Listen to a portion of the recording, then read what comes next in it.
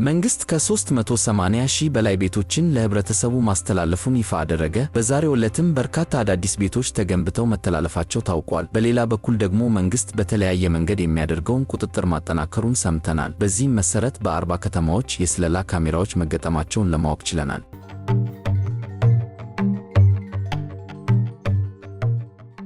መንግስት በተለያየ መንገድ የሚያደርገውን ቁጥጥር ማጠናከሩን ሰምተናል። በዚህም መሰረት በ40 ከተማዎች የስለላ ካሜራዎች መገጠማቸውን ለማወቅ ችለናል። በስማርት ሲቲ ፕሮጀክት 40 የሚጠጉ ከተሞች በአርቲፊሻል ኢንተለጀንስ የታገዙ ዘመናዊ ካሜራዎች ተጠቃሚ መሆናቸውን የኢትዮጵያ አርቲፊሻል ኢንተለጀንስ ኢንስቲትዩት ገለጸ። የኢትዮጵያ አርቲፊሻል ኢንተለጀንስ ኢንስቲትዩት ኮሙኒኬሽን ጉዳዮች ዳይሬክተር አቶ ተስፋዬ ዘውዲያ እንደገለጹት በስማርት ሲቲ ፕሮጀክት ከተሞች ለነዋሪዎቻቸው ምቹ እና ለኢንቨስትመንት ተመራጭ እንዲሆኑ የሚያስችሉ ስራዎች እየተሰሩ ነው። ከነዚህ ስራዎች መካከልም በስማርት ሲቲ ፕሮጀክት 40 የሚጠጉ ከተሞች በአርቲፊሻል ኢንተለጀንስ የታገዙ ዘመናዊ ካሜራዎች ተጠቃሚ ማድረግ ተችሏል። በዚህም በከተሞች የዘመናዊ ካሜራ ተጠቃሚ መሆናቸውን ተናግረው ካሜራዎቹ በአርቲፊሻል ኢንተለጀንስ ቴክኖሎጂ በልጽገው የሰው ፊት እና የተሽከርካሪ ሰሌዳ የሚለዩ መሆናቸውን ጠቁመዋል። አዲስ አበባ፣ ደብረ ብርሃን፣ አዳማ፣ ሐረር እና ሰመራ ከተሞችም በዚህ ተጠቃሽ መሆናቸውን አመላክተዋል። እንደ ዳይሬክተሩ ገለጻ ተቋሙ በምርምር ስራዎቹ ችግር ፈቺ የምርምር ስራዎች አያከናውንም። በግብርና፣ በአገልግሎት ዘርፍ፣ በስማርት ሲቲ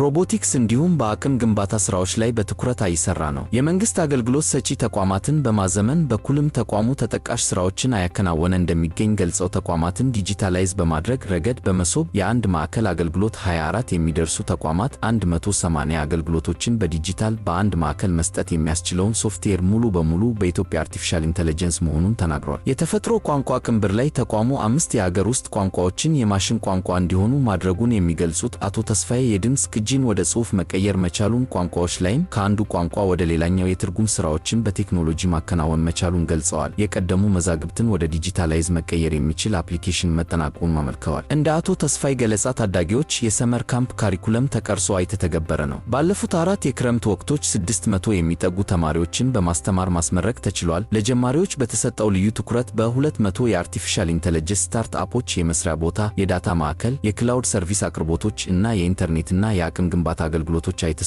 ነው። በዓለም አቀፍ ማህበረሰቡ 56 የሚደርሱ ፐብሊኬሽኖችን ማሳተም መቻሉን ተናግረው ኢትዮጵያ በአርቲፊሻል ኢንተለጀንስ የምርምር ዘርፍ አሁን ላይ በአፍሪካ በተመሳሳይ ዘርፍ ከሚሰሩ ተቋማት ግንባር ቀደም መሆን እየቻለች መሆኑን ተናግረዋል። የኢትዮጵያ አርቲፊሻል ኢንተለጀንስ ኢንስቲትዩት የሰራው አፕሊኬሽን በዓለም ላይ ካሉ 3 አፕሊኬሽኖች አንዱ ተደርጎ መመረጡን አውስተው ይህም በዓለም አቀፍ መድረኮች ሳይቀር ኢትዮጵያ ትልቅ ነገር ሰርታ ማሳየት እንደቻለች ጠቁመዋል። በአቅም ግንባታ፣ በመሰረተ ልማት ዝርጋታ፣ በዳታ ስራዎች የአርቲፊሻል ኢንተለጀንስ ጉዞ ወደ ተሻለ ደረጃ እየሄደ መሆኑን ማሳያ ናቸው ነው ያሉት። የአርቲፊሻል ኢንተለጀንስ ቴክኖሎጂ ችግር ፈቺ ሆኖ እንዲቀጥል ተቋሙ ከሌሎች ባለድርሻ አካላት ጋር በትብብር አብሮ እየሰራ መሆኑን ተናግረው ባለድርሻ አካላት በተለይም ምሁራን ከተቋሙ ጋር በትብብር በመስራት የበለጠ ውጤት እንዲመዘገብ ድጋፍ እንዲያደርጉ ጥሪ አቅርበዋል። በሌላ በኩል ደግሞ መንግስት ከ380 ሺህ በላይ ቤቶችን ለህብረተሰቡ ማስተላለፉን ይፋ አደረገ።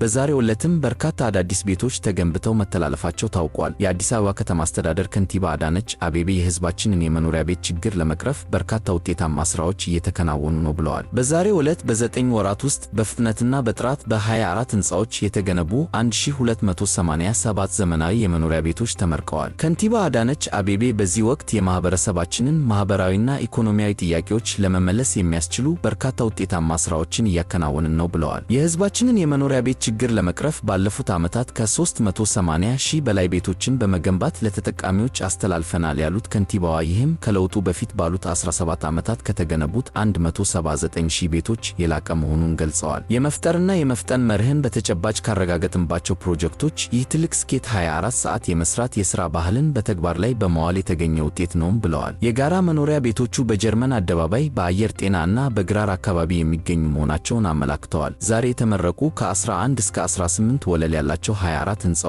የያዙት የመኖሪያ ቤቶችን ብቻ ሳይሆን ምቹ የመኖሪያ አካባቢን ጭምር እንደሆነ አብራርተዋል። በዚህም የልጆች መጫወቻ ስፍራዎችን፣ የስፖርት ሜዳን፣ የመዝናኛ ስፍራዎችን፣ የመኪና ማቆሚያ ቦታዎችን እና ሌሎች የጋራ መገልገያዎችን አሟልተዋልም ነው ያሉት። ፕሮጀክቱ ከግንባታ ባለፈ በርካታ የሥራ ዕድሎችን እና የእውቀት ሽግግርን ለወጣቶች ማስገኘቱን ጠቅሰው ጥራትና ፍጥነትን በተመሳሳይ ጊዜ ማረጋገጥ እንደምንችል አሳይቷል ብለዋል። ቤቶቹም በተመጣጣኝ ዋጋ ለንግድ ባንክ ሰራተኞች ያስረከብን በመሆኑ በአንድ በኩል የቤት እጥረትን ለመፍታት አማራጭ እርምጃ ያስቀመጠ ሲሆን፣ በሌላ በኩል የቤት ልማት ፈንድን የፈጠረ የተፈጠረ ጭምር ነው ሲሉም አስረድተዋል። እንደ ከንቲባዋ ገለጻ ከሆነ በዚህ ዓመት ምንም አዲስ የኮሪደር ልማት ሥራ አይኖርም። የአዲስ አበባ ከተማን የማደስ፣ የማዘመን፣ የማጽዳት እንዲሁም መሠረተ ልማቶችን ለሕዝብ ተደራሽ የማድረግ ሥራ ለሁሉም አካባቢዎች እንደሚያስፈልግም አስገንዝበዋል። የተጀመሩት ሥራዎች እና የተገኙት ውጤቶች ከከተማችን ስፋት አንጻር ገና ነው፣ ገና ከዚህ በላይ መስራት ይገባናል ያሉት ከንቲባዋ ነገር ግን ተመሳሳይ ሥራዎች ሲሰሩ ዕቅድና ዝግጅት እንደሚያስፈልግ ተናግረዋል። እንደምታውቁት ቤት ያስፈልጋል፣ ለመሠረተ ልማቶቹ የበጀት ዝግጅት ያስፈልጋል፣ በጀቶቻችን ላይ ቅደም ተከተል ማስያዝ ያስፈልገናል ሲሉ ለከተማዋ ምክር ቤት አባላት ገልጸዋል። የአዲስ አበባ ከተማ አስተዳደር የ2018 ትልቁ ትኩረት የቤት ግንባታ እና የውሃ አቅርቦት መሆኑን ያመለከቱት ከንቲባዋ ለዚህም የሚሆን በጀት የከተማዋ ምክር ቤት ባለፈው መደበኛ ጉባኤው ማጽደቁን አስታውሰዋል። በሌላ በኩል ደግሞ የመጀመሪያው የውጭ ኩባንያ በጋዝ ችርቻሮ የኢንቨስትመንት ፈቃድ ማግኘቱ ተጠቆመ። ከዚህ ቀደም ለውጭ ባለሀብቶች ዝግ ተደርገው በነበሩ የኢንቨስትመንት መስኮች መሳተፍ እንዲችሉ በሚፈቅደው መመሪያ መሰረት የመጀመሪያ የውጭ ኩባንያ ከኢትዮጵያውያን ጋር በጋራ በመሆን በጋዝ ችርቻሮ ንግድ እንዲሰማራ የኢንቨስትመንት ፈቃድ ማግኘቱ ተሰማ። የኢንቨስትመንት ኮሚሽን በወጪ በገቢ በጅምላና በችርቻሮ ንግድ ስራዎች የውጭ ባለሀብቶች ወደ አገር ውስጥ በመግባት እንዲሳተፉ የሚፈቅደውን መመሪያ መሰረት በማድረግ ከኢትዮጵያውያን ጋር በጋራ በመሆን በጋዝ ችርቻሮ ንግድ ለመሰማራት ኩባንያው ህዳር 9 ቀን 2017 ፈቃድ ማግኘቱን ከኮሚሽኑ የመረጃ ምንጮች መረዳት ተችሏል። ኩባንያው ኢትዮ የተፈጥሮ ጋዝ ግብይትና ስርጭት ኃላፊነቱ የተወሰነ የግል ማህበር እንደሚሰኝ ምንጮቹ ገልጸዋል። የኩባንያው ባለቤትነት ከኢትዮጵያውያን ባለሀብቶች ጋር በጋራ የተያዘ መሆኑን፣ በዚህም በጋዝ ችርቻሮ ንግድ ፈቃድ ያገኘ የመጀመሪያው የውጭ ኩባንያ እንደሆነ ምንጮቹ ተናግረዋል። የኩባንያው የአክሲዮን ድርሻ ምን ያህሉ በውጭ ባለሀብቶች ምን ያህሉ ደግሞ በአገር ውስጥ ባለሀብቶች የተያዘ መሆኑንና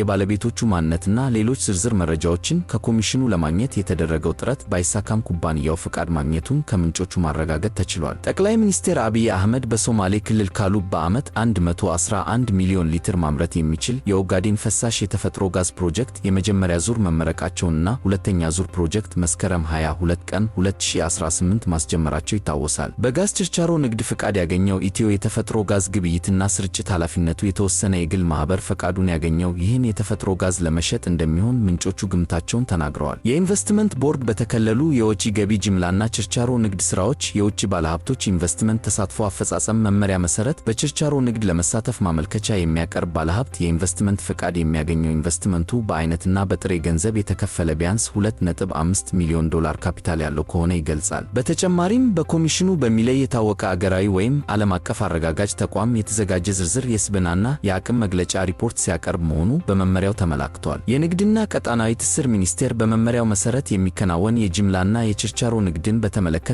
በገበያ ስርዓቱ ሊያጋጥሙ የሚችሉ ጸረ ውድድር ተግባራትን ለመቆጣጠርና የሸማቾችን መብት ለማስከበር የሚያስችል አደረጃጀትና አሰራር እንደሚፈጥር መመሪያው ደንግጓል። ኢንቨስትመንት ኮሚሽን የውጭ ባለሀብቶችን ማመልከቻ እንደሚቀበል፣ ተጠባቂ ሁኔታዎችን መሟላታቸውን እንደሚመረምር፣ አግባብነት ያላቸው ሂደቶችን በመከተል የንግድ ምዝገባ እንደሚያከናውን፣ የንግድ ምዝገባ የምስክር ወረቀትና ኢንቨስትመንት ፈቃድ እንደሚሰጥ ተመላክቷል። የንግድና ቀጣናዊ ትስስር ሚኒስቴር የኢንቨስትመንት ፈቃድ ላገኙ የውጭ ባለሀብቶች የንግድ ሥራ ፈቃድ እንደሚሰጥና የንግድ ሥራ ሂደቶችን እንደሚቆጣጠር በመመሪያው ተገልጿል።